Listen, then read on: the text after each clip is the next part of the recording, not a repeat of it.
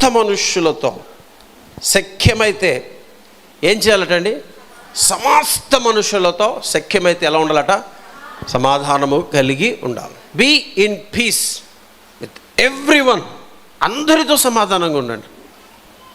చేతనైనంత మట్టుకు శక్తి వంచన లేకుండా అందరితో సమాధానంగా ఉండండి. దేవునికి స్తోత్రం. ఉంటున్నారండి? కొంతమంది ఇంట్లో వాళ్ళతోనే సమాధానం లేదు. భార్యాభర్తల మధ్యలో సమాధానం ఉండదు. ఉంటుందా? ఇళ్లలో భార్యాభర్తల మధ్యలో సమాధానం ఉండదు. ఎప్పుడు కూడా అల్లరి, ఎప్పుడు కూడా గొడవలు, ఎప్పుడు కూడా విభేదాలు. భర్తకు ఒకటి నచ్చితే భార్యకు ఒకటి నచ్చడం, భార్యకు ఒకటి చేస్తే భర్త ఇంకొకటి చేయటం. సో ఇద్దరి మధ్యలో ఏముంటుందండి? అల్లరి ఉంటుంది, గొడవ, ఘర్షణ. ఎవరు కూడా తగ్గరు. నేను తగ్గను.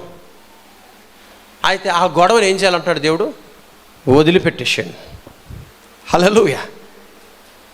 అన్నదమ్ముల మధ్యలో గొడవ వదిలిపెట్టేసాను. అన్నదమ్ముల మధ్యలో గొడవ పెడుతున్నారు. నేనంటే నేను, నువ్వంటే నువ్వు పోట్లాటలు పెట్టుకుంటున్నారు. ఏం చేయాలి? దాన్ని వదిలిపెట్టేశాను.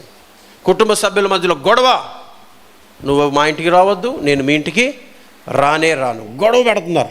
ఆత్మదేవుడు చెప్తున్నాడు దాన్ని ఏం చేయాలట? వదిలేసేయండి. దేవునికి స్తోత్రం. మీరైతే మీ ఇంటికి అందరినీ ఆహ్వానించండి. హల్లెలూయా. నా ఇంటికి నువ్వు రావద్దు అనొద్దు. ఎవరిని కూడా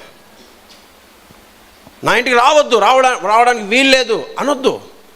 ఎందుకు అంత కోపం? ఎందుకు అంత పగెందుకు? అంత కక్ష ఎందుకు? వాళ్ళు వచ్చి నీ సొమ్మంతా తీసుకోరుగా. ఏమి వస్తారు, టీయో కాఫీయో తాగుతారు, వాళ్ళకి మంచి మాటలు మాట్లాడతారు, నువ్వు కూడా మాట్లాడతావు, వెళ్ళిపోతారు. అంతే కదా. ఆ ఇంటికి రావద్దు. అతను నువ్వు నా ఇంటికి రావడానికి కాలు పెట్టడానికి కూడా వీల్లేదు. ఇట్లా ఉంటారు కొంతమంది. మన ఇంటికి అందరినీ కూడా ప్రేమతో ఎప్పుడు కూడా ఆహ్వానించాలి. మనం అందరితో ఎలా ఉండాలటండి?